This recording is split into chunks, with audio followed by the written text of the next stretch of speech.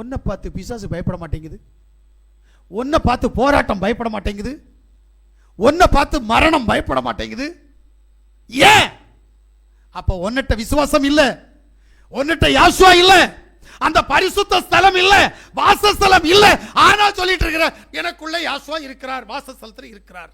என்ன சொல்லி என்ன பிரயோஜனம்? நான் வேத புஸ்தகத்தை கழிஞ்ச நாள்ல பார்த்தேன். பார்த்த நேரம் ஒரு பெரிய குறிப்பெடுத்து வச்சிருக்கிறேன்.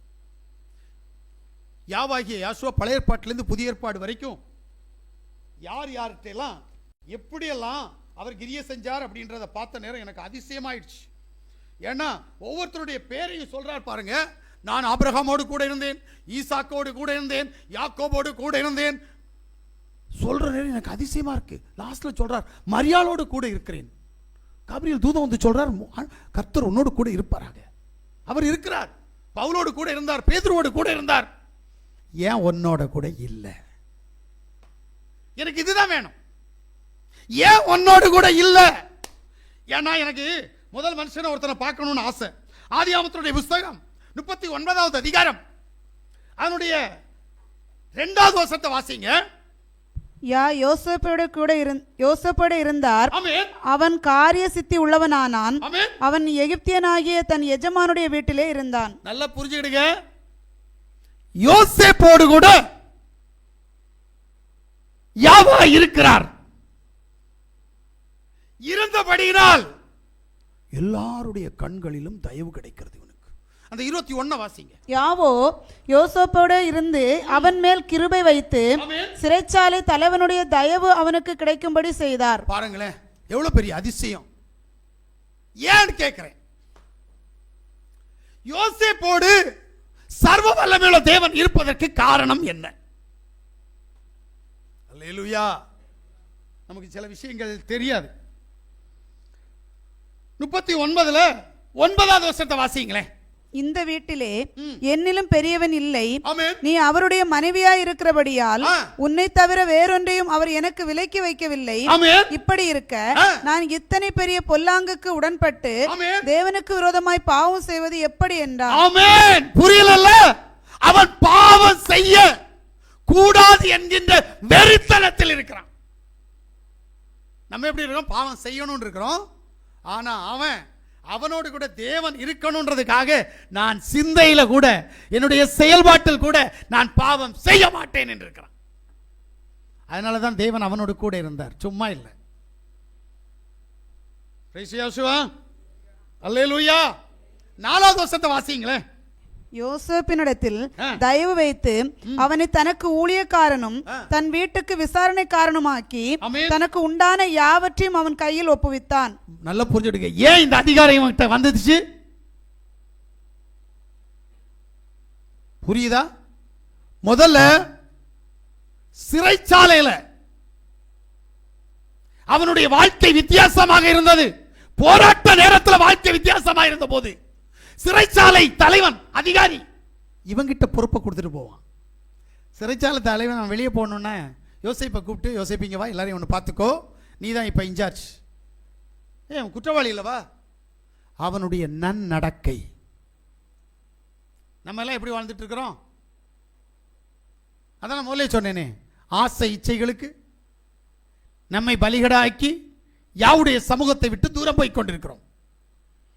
ஜெபிக்க சொன்னா ஜெபம் வரலன்னு சொல்லுவோம், உபவாசிக்க சொன்னா உபவாசம் வரலன்னு சொல்லுவோம், ஆராதிக்க சொன்னா ஆராதனைக்கு லேட்டா வருவோம்.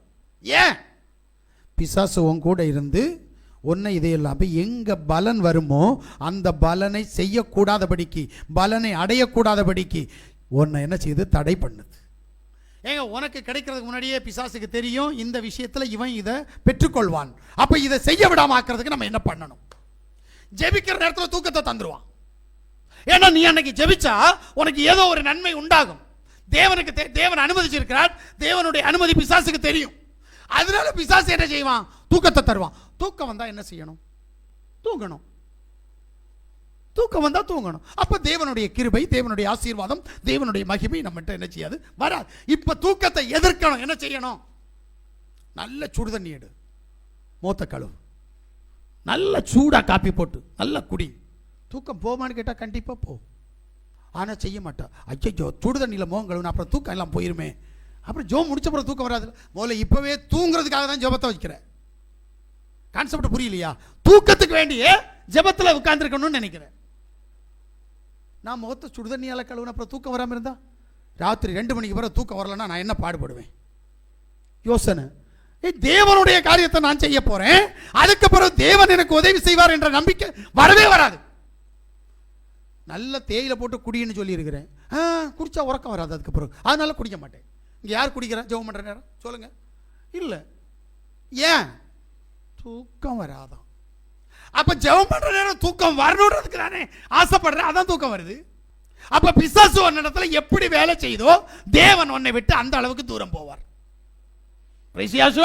இங்க யோசேப்பு சிறைச்சாலை அதிகாரியுடைய கண்களில் தயவு கிடைக்க அவன் அந்த அளவுக்கு தன்னை அடிமையாக்கினான்.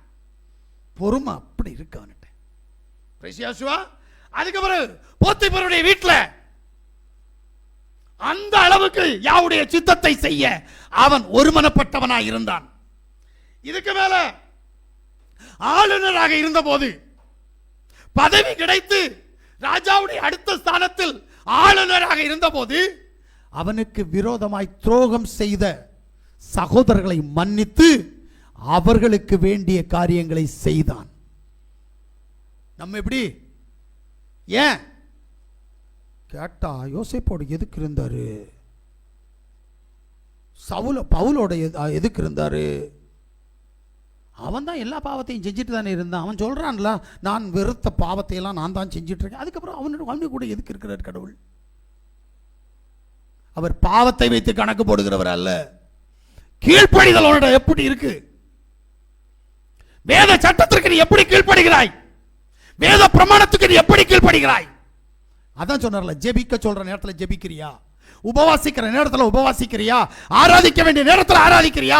தேவனை தேடுகிற நேரத்தில் தேவனை தேடுகிறாயா? அவருக்கு கீழ்ப்படிய வேண்டிய நேரத்தில் நீ கீழ்ப்படுகிறாயா? இல்ல, அதனால தான் தேவன் உனக்கு கிரியை செய்யல. பிரைசியாசுவா, யாவுடைய சமூகத்தில் யாவுடைய சத்தத்தை கேட்டுக்கொண்டிருக்கிறது யாவுடைய பிள்ளைகளே, நாம முதல்ல யோசேப்பாய் மாறணும். அல்லேலூயா. அப்ப ஆதியாகமத்தினுடைய புத்தகம் 50வது அதிகாரம் 20வது வாசிங்க. 20. நீங்கள் எனக்கு தீமை செய்ய நினைத்தீர்கள், தேவனோ இப்பொழுது நடந்து வருகிறபடியே வெகு ஜனங்களை உயிரோடு காக்கும்படிக்கு அதை நன்மையாக முடிய பண்ணினார். இது ஒன்றும் புரியல எனக்கு. யார் சொல்றா? யோசேப்பு சொல்றான். என்ன சொல்றான்? எனக்கு ஏன் இந்த உபத்திரவம்? எனக்கு ஏன் இந்த பிரச்சனை? எனக்கு ஏன் என்னுடைய சகோதரர்கள் என்னை புறம்பாய் தள்ளினார்கள்? என்னை பொட்டுக்குழியில போட்டாங்க, வித்தாங்க, அடிமையாய் போனேன், அப்புறம் அரண்மனைக்கு போனேன். எதுக்கு? அடிமைத்தனத்தின் ஆளியிலிருந்து அரண்மனை வரைக்கும் உயர்த்தப்பட்ட யோசேப்புக்கு காரணம் என்ன தெரியுமா? ஒரு கூட்ட ஜனத்தை ஆளணும், ஒரு கூட்ட ஜனத்தினுடைய தேவை சந்திக்கப்படணும், ஒரு கூட்ட ஜனத்திற்கு முன்பாக முன்மாதிரியாய் நடக்கணும்ன்றதுக்காக தேவன் முன்குறித்த முன்குறிப்பு. அந்த வசனத்தை மறுபடியும் பாருங்க, அப்பதான் புரியும். நீங்கள் எனக்கு தீமை செய்ய நினைத்தீர்கள். யாரு? சகோதரர்கள் தீமை செய்ய நினைத்தார்கள். தேவனோ இப்பொழுது நடந்து வருகிறபடியே, இப்போது என்ன, எல்லா நாடுகளுக்கும் ஆகாரம் கொடுக்கக்கூடிய அதிகாரத்தை யோசேப்பு கையில கொடுத்திருக்கிறார். வெகு ஜனங்களை உயிரோடு காக்கும்படிக்கு அதை நன்மையாக முடிய பண்ணினார். நீங்க எனக்கு செஞ்ச உபத்திரவம் எனக்கு இன்னைக்கு நன்மையா இருக்கு. சொல்ல முடியுமா? அதுக்கு தான் சொன்னார் நேரமே, உபத்திரம் வரும்போது பொறுமையாயிரு. இருக்கிறியா? இல்லையே. ஏன்? நாசியில சோசமுள்ள மனுஷனை நம்பி அடிமைத்தனத்தினுடைய ஊடாய் அடிமையாய் கொண்டிருக்கிறாய்.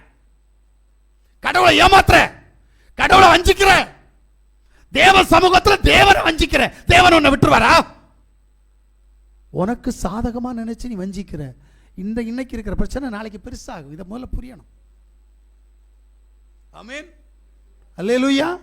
யாவுடைய சமூகத்தில் யாவுடைய சத்தத்தை கேட்டுக்கொண்டிருக்கிற தேவ பிள்ளைகளே, தேவன் சொல்றாரு, இதோ மனுஷனிடத்திலே தேவனுடைய வாசஸ்தலம் இருக்கிறது, அவர்களிடத்திலே யா வாசமாய் இருப்பார், தேவன் தாமே அவர்களோடு கூட இருந்து அவர்கள் தேவனாய் இருப்பார் என்று சொல்லி உறுதி கொடுக்கிறார்.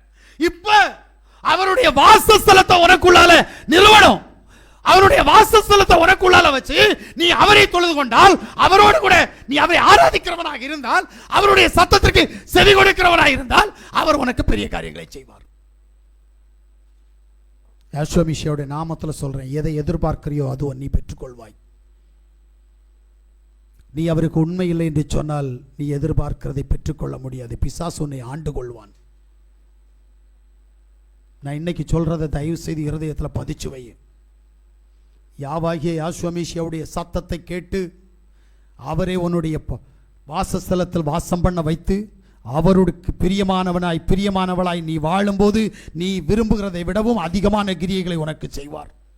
அவருக்கு கொடுக்க வேண்டிய கனத்தையும் மரியாதையும் கீழ்ப்படிதலை நீ கொடுக்கவில்லை என்று சொன்னால் பிசாசனுடைய கையில் உன்னை ஒப்பு கொடுத்து சத்ரு உன்னை ஆண்டு கொள்ளும்படி நீ அடிமைத்தனத்தில் அவனோடு கூட இருப்பாய். எப்படி நிம்மதி வரும்? எப்படி சந்தோஷம் வரும்? எப்படி சமாதானம் வரும்? பிரைஸ் யெகோவா. யாவுடைய சத்தத்தை கேட்டுக்கொண்டிருக்கிற யாவுடைய பிள்ளைகளே, இப்ப நம்மளை யோசிச்சு பார்ப்போம். ஏன் என்னுடைய வாழ்க்கையில் என்னுடைய ஜெபத்தை ஏன் தேவன் கேட்கவில்லை? நான் அவருடைய பிள்ளையாயிருக்கிறேன். அவருடைய பிள்ளையாயிருக்கிற எனக்கு ஏன் தேவன் உதவி செய்யவில்லை? நான் வேதத்தில் வாசிக்கிறேன், அத்தனை பேருக்கும் ஆபிரகாமுக்கு உதவி செய்திருக்கிறார், யாக்கோபுக்கு உதவி செய்திருக்கிறார், யோசேப்புக்கு உதவி செய்திருக்கிறார். ஏன் எனக்கு உதவி செய்யவில்லை? நான் உதவியை பெற்றுக்கொள்ள யாவாகிய யெகோவாவுடைய சமூகத்தில் அவருக்கு உண்மையாய், அவருடைய நாமத்திற்கு மகிமையாய், அவருடைய வார்த்தைக்கு கீழ்ப்படிந்து, அவருடைய சத்தத்திற்கு கீழ்ப்படிந்து நான் நடக்க என்னை ஒப்புக் கொடுக்கிறேன். இன்று முதல் இந்த நிமிஷம் அவருடைய சத்தத்தை கேட்டிருக்கிறேன். அவர் எனக்குள் வாசம் பண்ண வேண்டும். என்னுடைய காரியத்தை முழுமையாய் அவருடைய கரத்தில் ஒப்புவிக்கிறேன். அவர் என்னோடு கூட இருந்து எனக்கு காரிய சித்தியை உண்டு பண்ண, என்னுடைய சத்துருக்களை என்னை விட்டு அகற்ற எனக்கு அவர் உதவி செய்வாரா என்கின்ற கேள்வி நமக்குள்ளே கடந்து வர வேண்டும். பிரைஸ் யெகோவா. அல்லேலூயா. நம்ம எல்லாரும் கண்களை மூடுவோமா? ஒரு விசை யாவாகிய யெகோவாவை நோக்கி பார்ப்போமா?